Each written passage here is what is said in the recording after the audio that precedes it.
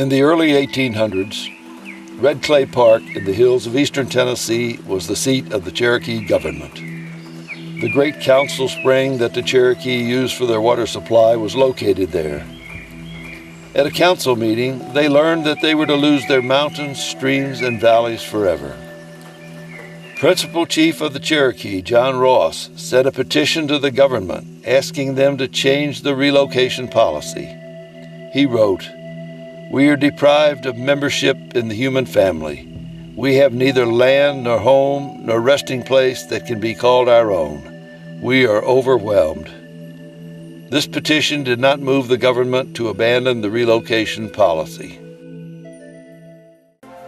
This is the story of the arduous journey of the Reverend Jesse Bushyhead, an ordained Baptist minister and proud Cherokee. He lived in the Telecone Plains area of East Tennessee with his wife Eliza, who was with child, when they were told about the government plan to relocate them to Oklahoma. They were against the plan and did not believe that it would happen. However, in 1838, soldiers appeared at their home and told them that they had to leave, taking only what they could carry. They complained bitterly, but it was to no avail. While being led away, they saw the white settlers taking the possessions they had left behind.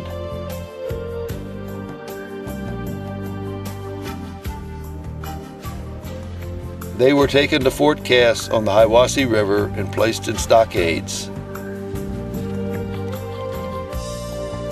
As the deadline approached when General Winfield Scott and the U.S. Army was to escort them to their new homeland, Reverend Bushyhead volunteered to lead the 3rd Detachment of 950 Cherokees, where there was no capable leader among them. He was one of 13 detachments under the leadership of Cherokee Chief John Ross. A soldier, Private John G. Burnett, accompanying the Chief John Ross detachment, wrote, "One can never forget the sadness and solemnity of that morning. Chief John Ross led in prayer, and when the bugle sounded and the wagon started rolling, many of the children rose to their feet and waved their little hands goodbye to their mountain homes, knowing they were leaving them forever. Many of these helpless people did not have blankets, and many of them had been driven from home barefooted." Detachment leader George Hicks lamented, "We are now about to take our final leave and kind farewell to our native land, the country that the Great Spirit gave our fathers."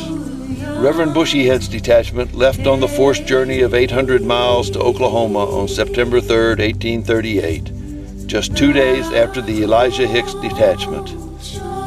He decided to take a northern route. He warned his detachment that they would not be allowed to travel on any Sunday, as the Lord had designated that as a day of rest.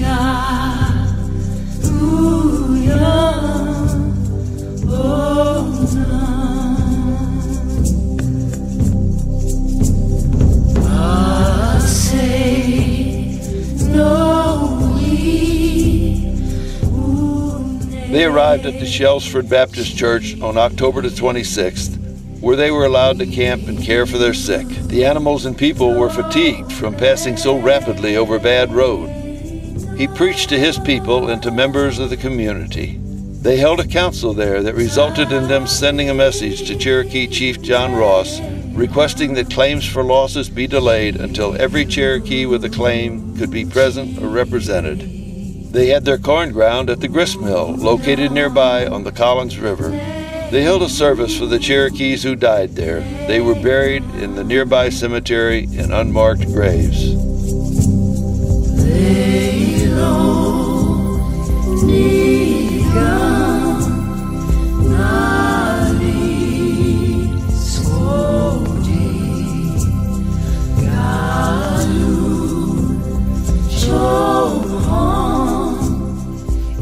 Chief Whitepath, a member of the Elijah Hicks detachment, became ill, but he wanted to continue on.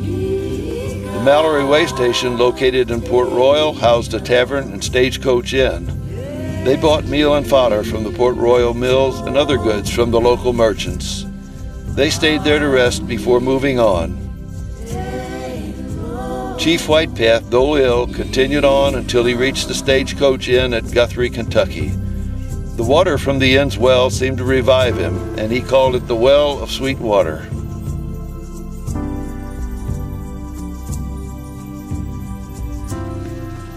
While in Hopkinsville, Kentucky, Chief Whitepath died, along with another Cherokee, Fly Smith, who was traveling with the Old Field Detachment.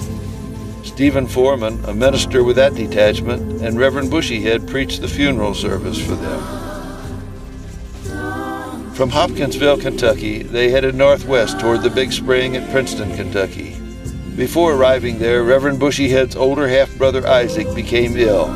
Reverend Bushyhead wanted to stay with him, but he had to keep his detachment moving as the weather was getting colder every day, and they still had a long way to go before reaching Oklahoma. He had to leave Isaac there to recuperate. Isaac was joined by his father-in-law and his half-sister Susan. Reverend Bushyhead's detachment arrived at the Big Spring near Princeton, Kentucky, where they camped and took on fresh water.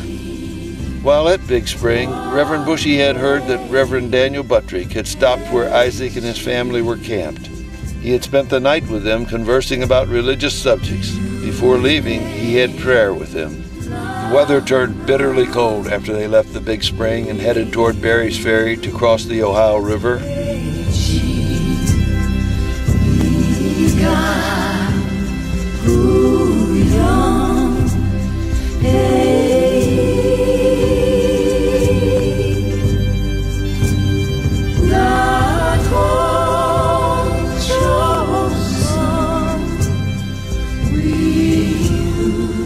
Finally, a break in the weather allowed them to board the ferry to cross the Ohio River.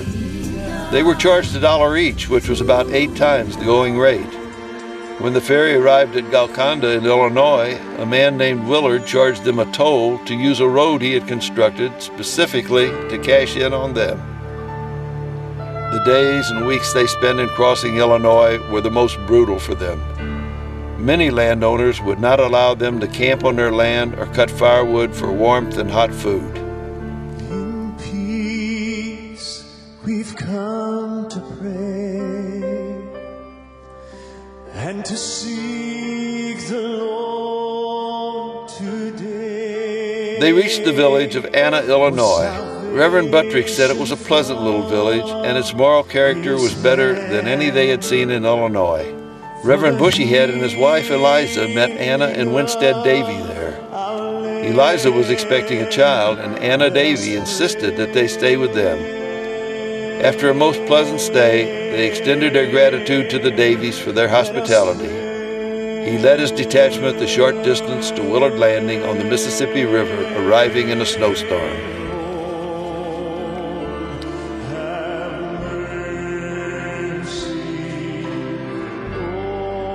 Many of the Cherokee were weakened by disease, exhaustion, and depression. They needed more bedding and warm clothing. They had enough food for 2 or 3 days, but they were forced to stay there for weeks. They killed and ate some of the livestock and mules to survive. People died so fast that they had to be covered with branches instead of being properly buried. Chief John Ross, while still in Fort Cass, said that he believed they would have milder weather by traveling south through Arkansas. However, Private Burnett, a soldier with his detachment, wrote, "On the morning of November the 17th, we encountered a terrific sleet and snowstorm with freezing temperatures, and from that day until we reached the end of the fateful journey, the sufferings of the Cherokees was awful. The trail of the exiles is a trail of death. They have to sleep in the wagons and on the ground without fire, and I have known as many as 22 of them to die in one night of pneumonia due to ill treatment, cold, and exposure. Among this number was the beautiful Christian wife of Chief John Ross. This noble-hearted woman died a martyr to childhood, giving her only blanket for the protection of a sick child. She rode thinly clad through a blinding sleet and snowstorm, developed pneumonia, and died in the still hours of a bleak winter night."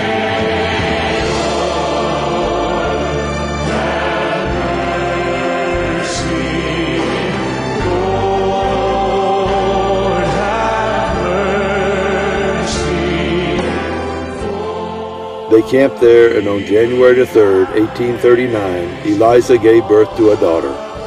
She named her Eliza Missouri Bushyhead. Reverend Bushyhead's sister Nancy had been very ill on the journey. The conditions there were much too harsh for her, and she ended up dying. They buried her near the camp under a small wooden cross.